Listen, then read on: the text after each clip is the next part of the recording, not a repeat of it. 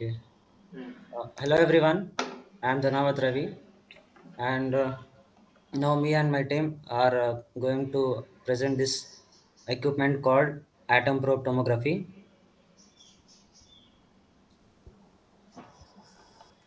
Next slide. Uh, so this equipment uses two principles. One is field ion microscopy and time of flight mass spectroscopy. So this is the only equipment which can give both 3D compositional mapping and also composition of the sample up to sub nanometer level resolution.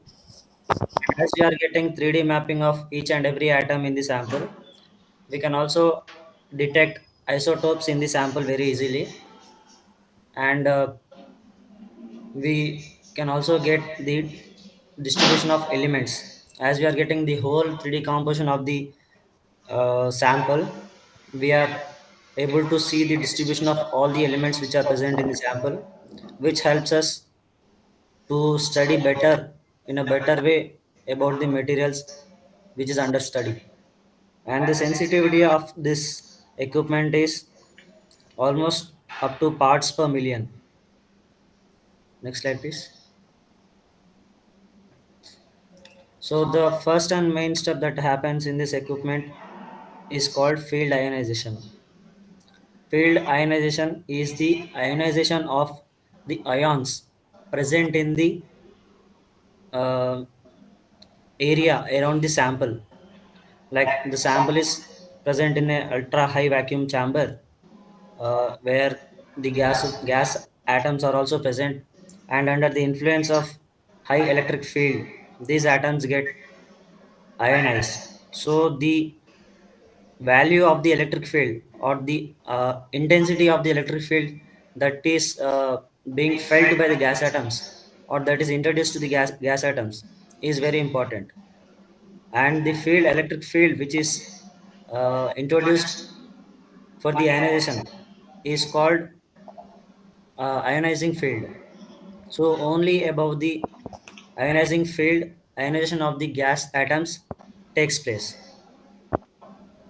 Um, so as the voltage of is applied to the sample at the tip, and the dimensions of the tip is up to nanometer level, we get a very high intensified electric field at the tip of the sample, which helps us which helps the gas to ionize very easily. Next. Yeah, as I said, the sample is a needle shaped sample which is having the dimensions of up to less than 100 nanometer. So because due to this shape, just like as let us assume the tip of the needle to be a small sphere. It appears to be small sphere, and if we take the radius of the small sphere at the tip of the needle as capital R, then the voltage applied at the tip of the sample, and we can get the electric field up to a very high value, as because if a little voltage is also even applied, then the electric field is gonna go to a very high value, because the denominator, as in the denominator, radius of the tip is present, which is almost equal to 10 power minus 9, and we'll get an electric field almost up to 10 power 9 value, which helps the needle for evaporation and also for the gas atoms to ionize. Next slide. Yeah, the next step that happens in this equipment is field evaporation.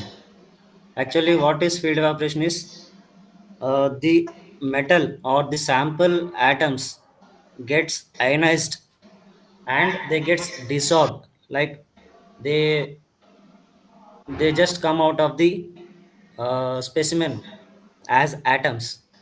They dissolve and ionize in a controlled way, like the electric field which is applied to the sample in such a way that one atom is evolved or one atom is dissolved from the sample at a time.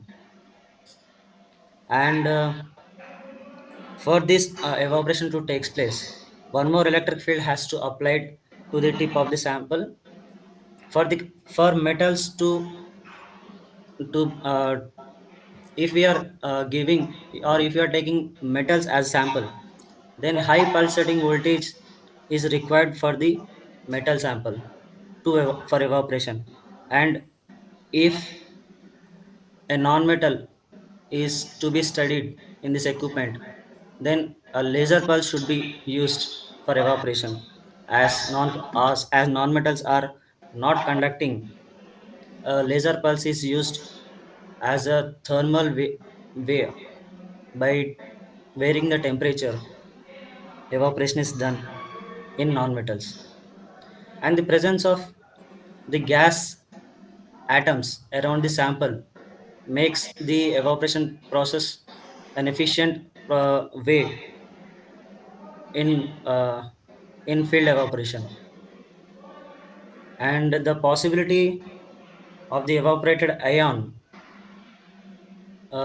being deflected or influenced by the random gas in the vacuum system increases with background gas pressure. So the gas which is present in the chamber affects the evaporation of the uh, specimen atom very much. And Mueller himself said in his article, one of the article in 1965, that the surface atom and the gas atoms interaction at the emitter tip of the field on microscopy are quite complicated and very difficult to understand.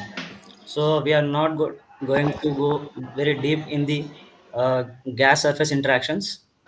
Just we'll know that first thing which is happening is ionization of the gas atoms, and next thing that is happening is evaporation of the metal atoms in this case. Yeah, this is the representation of a field evaporation, just a symbolic representation how a field evaporation takes place.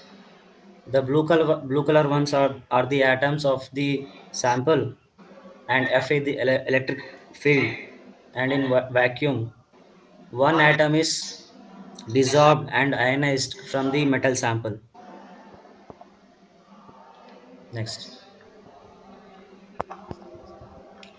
Yeah, when the metal atoms are evaporated, we have liberty to choose the what range of atoms can go to the detector. We can set a limited aperture in ahead of the sample, so that a particular value of a particular aperture is selected, or a particular range of atoms are selected for analysis.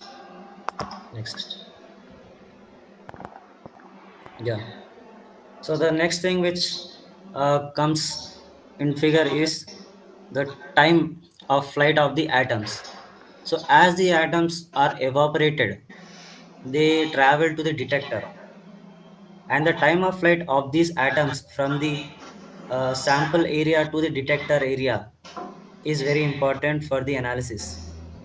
As bigger molecules, bigger atom molecules travel slowly than smaller metal atoms.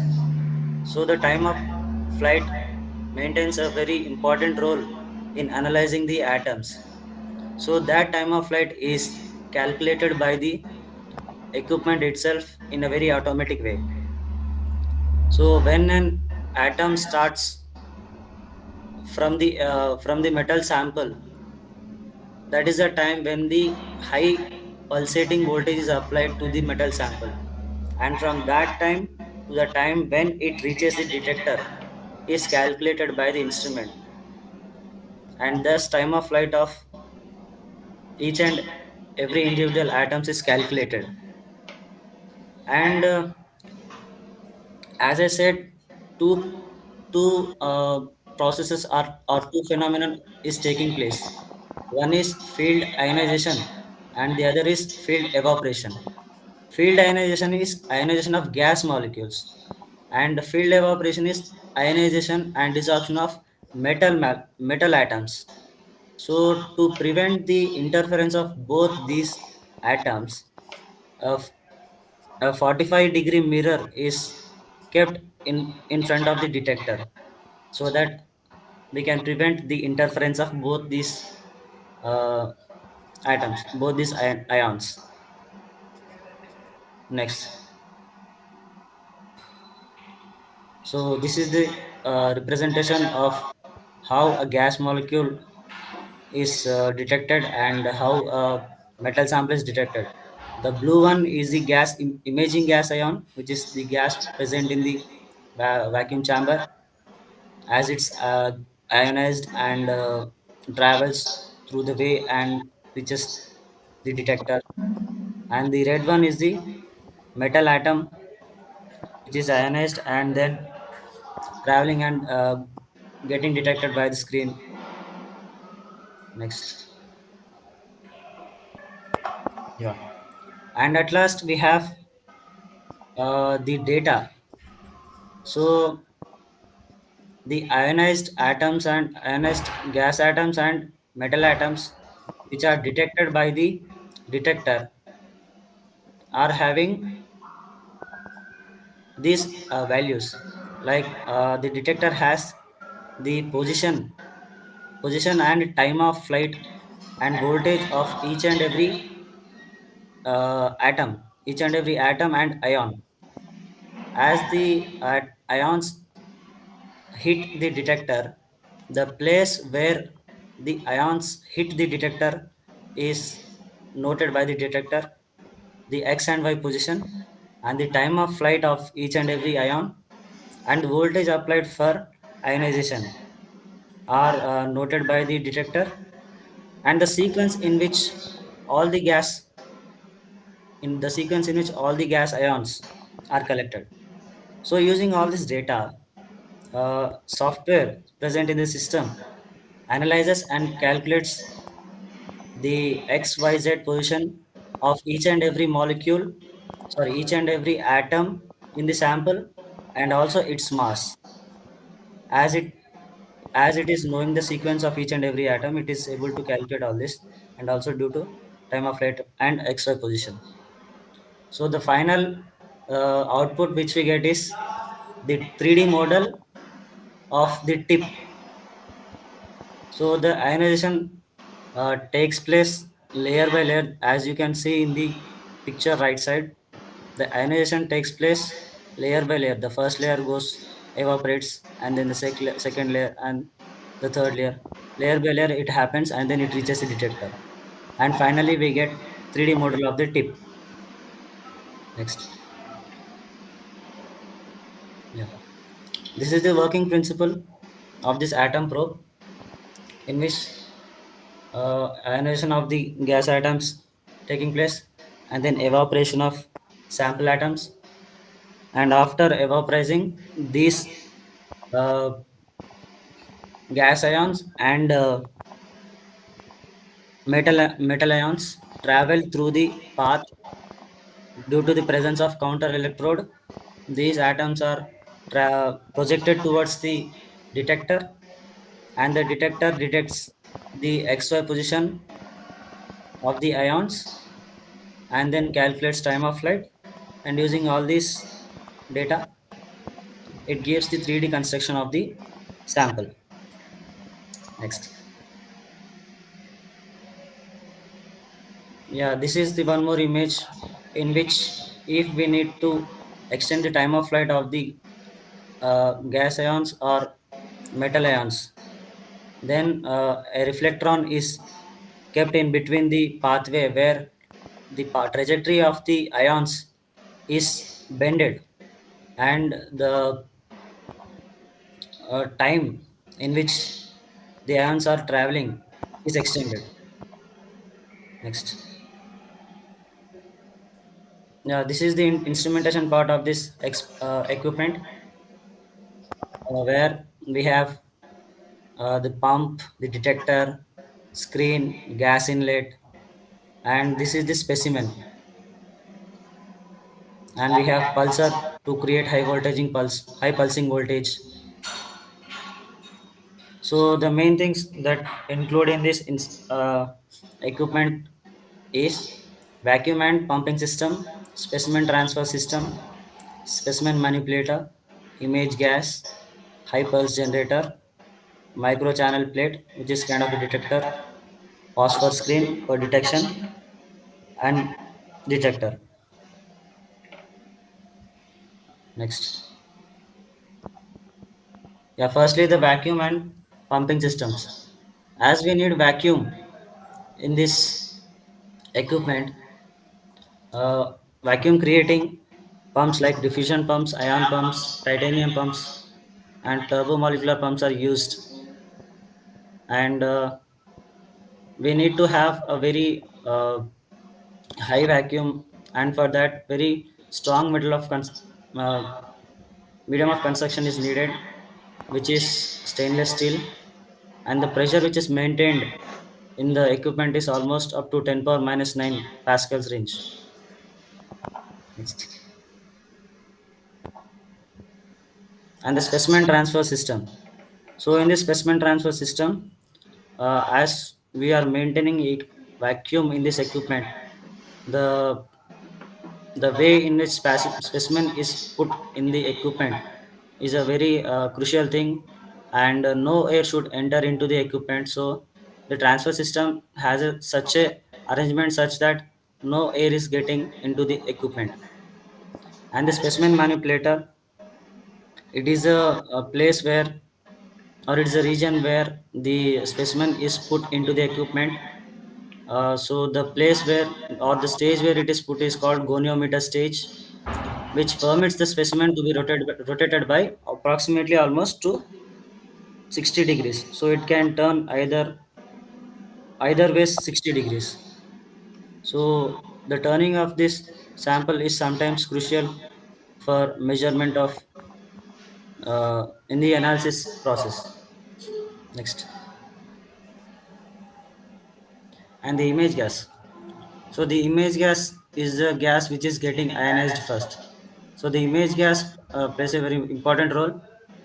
The so usually the image gas is a noble gas like neon, helium, argon, hydrogen.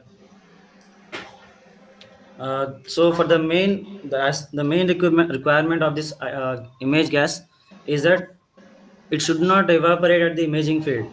So the field which is acting on the gas, it should not evaporate the gas, because the gas should exist in its phase and it should project the whole image of the sample, and it should not evaporate, and it should not condense under operating conditions, and also it should be chemically inert with the specimen.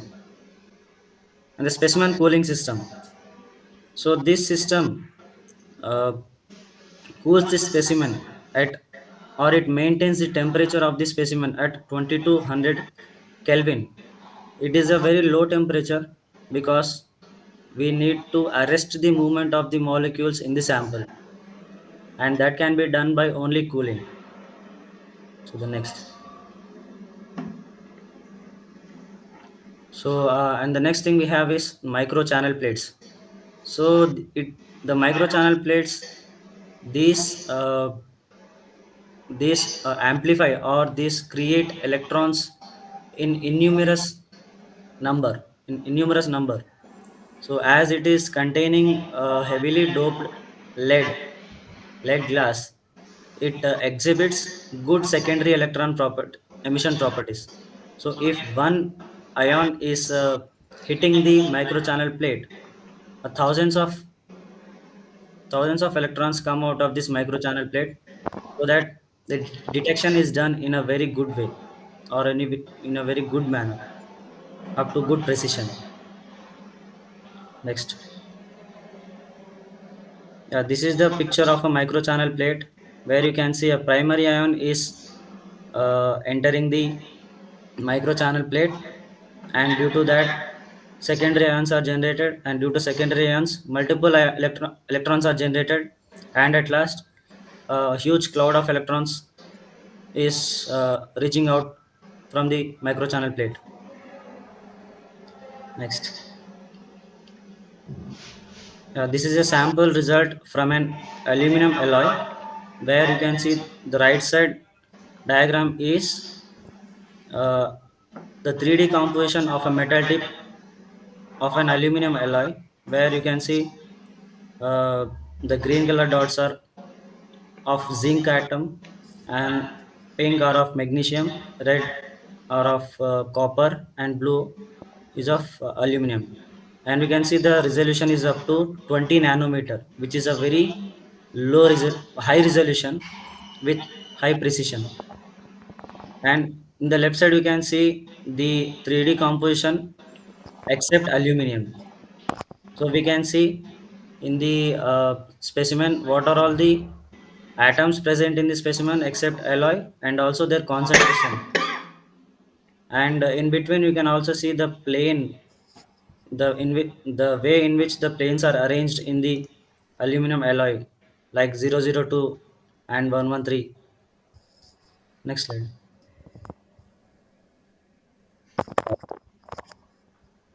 Okay, going on to the sample preparation. Here, the sample is usually around in nanometer range.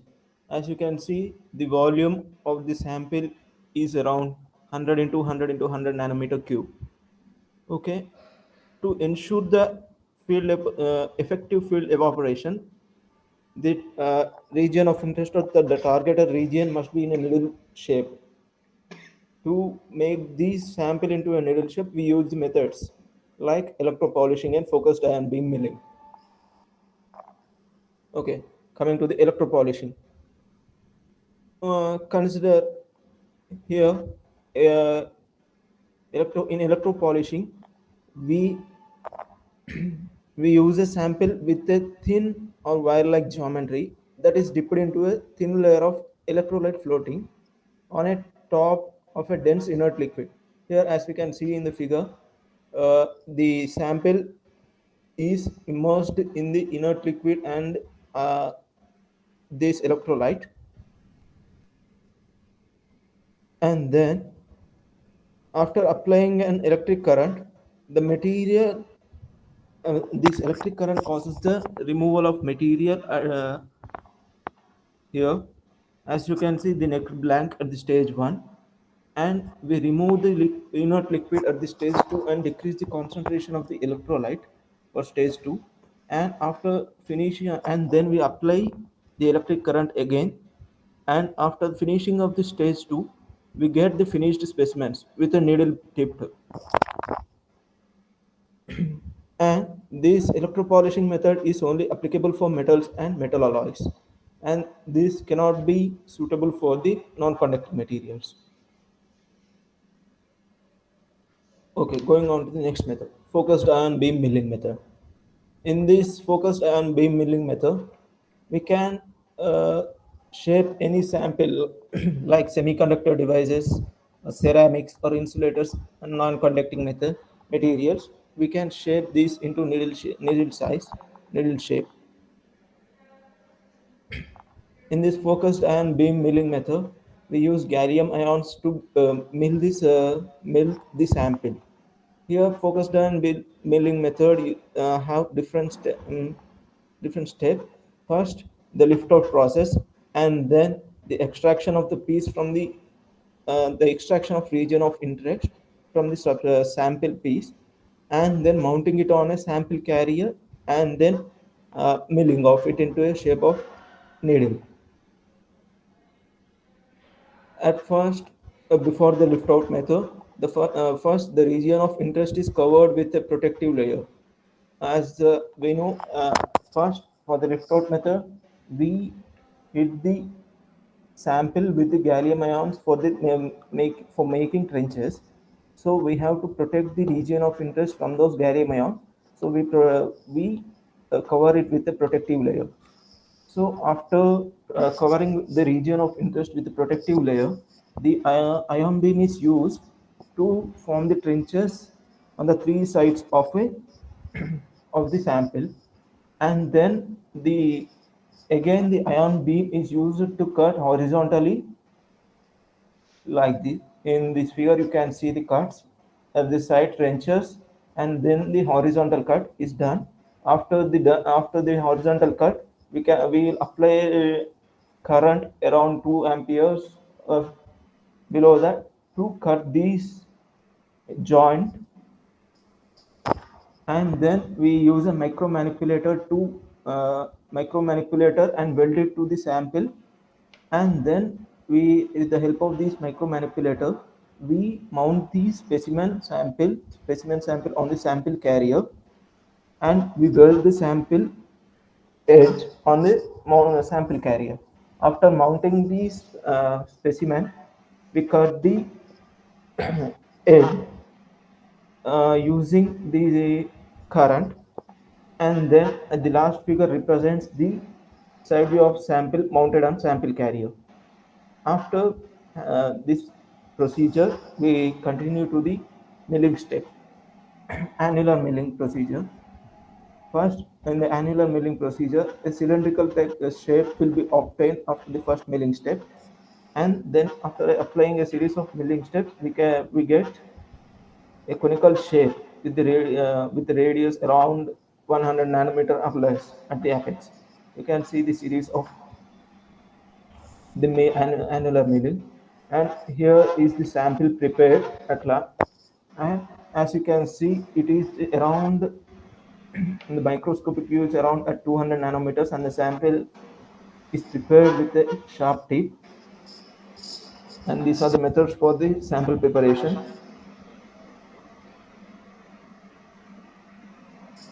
I'm going on to the next sense photo detectors. Here in atom probe tomography, position sensitive detectors are used. Position sensitive detectors, these detectors are mainly based on the delay line detector, which have been proposed in 1987. Okay, as we discussed before about MCB, these are MCPs are used as the amplifiers. So we use the MCPs in this delay line detector. These delay line detectors are made up of two independent delay line anodes or wires, and placed at the output of the MCP assembly. Okay, the detection of an atom at the input of the MCP assembly generates an electron cloud. As we discussed before, MCP is used to amplify. So after the atom enters the MCP, it generates an electric cloud. This first part of the electric cloud touches the first delay line, and then after some time, another part of the electron cloud touches the Y delay line. So these delay lines tells us the position of the atom X and Y components. And next, going to on the applications. Yeah, applications. We are going to discuss atom probe tomography applications. Yeah, atom probe tomography gives valuable output like sample 3D compositional data. By using this 3D compositional data, we can solve many challenges facing by various insects like in if you take the zoology, uh, the extraterrestrial objects are coming and falling on Earth. By taking the 3D compositional data of that meteorites, we can identify some metals or valuable information will be extracted from that data, and we can apply on that in different technologies. Um, uh, we are going to discuss deeply in this, which is known as hydrogen embrittlement, which is a microstructural degradation process. Uh, we know that steel is a metal and it is well known for its applications. We use in different sectors, uh, like when we use steel for building the reactors, designing the reactors, and we use steel for also in automobile vehicles also we use steel. So steel is well known for its strength, but a phenomenon known as hydrogen embrittlement. the hydrogen enters into the lattice of steel, and it causes stress corrosion cracking. Due to this phenomena, many catastrophic failures are occurring, and it is a challenge for many time. So we use a atom probe tomography to, yeah, to solve this challenge. Yeah, next slide, please. Yeah, we are going to use this sample, which its composition is uh, you see that Mn will be 1.59%, and these are the values of atomic percentages. Vanadium 0.27 percentage, carbon 0.45 percentage, and etc. So first we are this sample is first we are going to two-stage electropolishing process. The conditions are we use current like 10 to 30 volts and 30 voltage, and we are going to use a solvent as perchloric acid, which is 25%, and in second stage we use 2% perchloric acid in butoxy ethanol in second stage, and the dimensions of sample are 1 nanometer, 0.5 nanometer, and 0.5 nanometer. Next slide. Yeah, first so it is uh, we are going to see the how the hydrogen and the carbide materials which are precipitate on the steel metal while manufacturing. The carbide material is going to trap the hydrogen to avoid the hydrogen embrittlement. So we are going to check how the carbide material is trapping the hydrogen, how they are interacting. So we are going to introduce the hydrogen into our sample to see how it is interacting with the carbide. So first we have to introduce the hydrogen into our material. So for that we are electrolytically charging that by using D2O and 0.1 NaOH solution at 2.2 voltage for 30 seconds. We are using deuterium because deuterium is the heavy element and comparing to the hydrogen, and to prevent diffusion, and to prevent to distinguish between environmental hydrogen, we are using deuterium. So and one more thing is we as Ravi said, we are cooling the sample because to minimize the diffusion, and when the diffusion is minimized we can give perfect structure. So that uh, first thing, after we use cryogenic freezing to cool down the sample, and after that we used to we have two types of transfers like direct transfer and box transfer. When we use direct transfer, the sample is going uh, to the atmospheric conditions like the atmospheric moisture is precipitated on the sample, and the ice will be formed around that sample. If you use box transfer, it will not go into the atmospheric conditions. It will not. So the atmospheric moisture will be less exposed to the sample, so the ice formed will be less. So we are going to use box transfer, and the sample is after that the little we used to remove that ice on that sample. So we will sublimate the sample around 50 minutes in 10 power minus 6 pascals. So after that the sample is ready for APT analysis, which is atom probe tomography, which we use ultra vacuum chamber of 20 Kelvin to 80 Kelvin, and the pressure values are around 10 power minus 6 to 10 power minus 8 pascals. So the in ultra vacuum chamber, the specimen is held in front of the counter electrode, which is few millimeters away.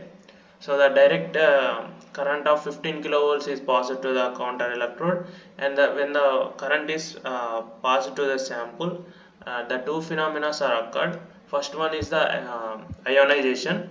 After ionization, due to the pulsed DC current, the ionization occurs. Ionization occurs. The ions due to the pulsed voltage, the evaporation occurs, and the ionization, the evaporated atoms will pass through the aperture and hit the detector screen, which are the fluorescent screen. As Ravi said, the x coordinate and y coordinate and the time of flight are analyzed based on the atoms hit position, respective hit position. So we will get the 3D structure of that atom. Next slide. Yeah, we can see that as I mentioned, two types of transfer: direct transfer. Here we can see that the sample APT, this is the sample, and the ice is forming around that tip due to the atmospheric moisture. And next slide. And this is the box transfer. The box is constructed on that to avoid atmospheric moisture, to avoid the contact with the sample.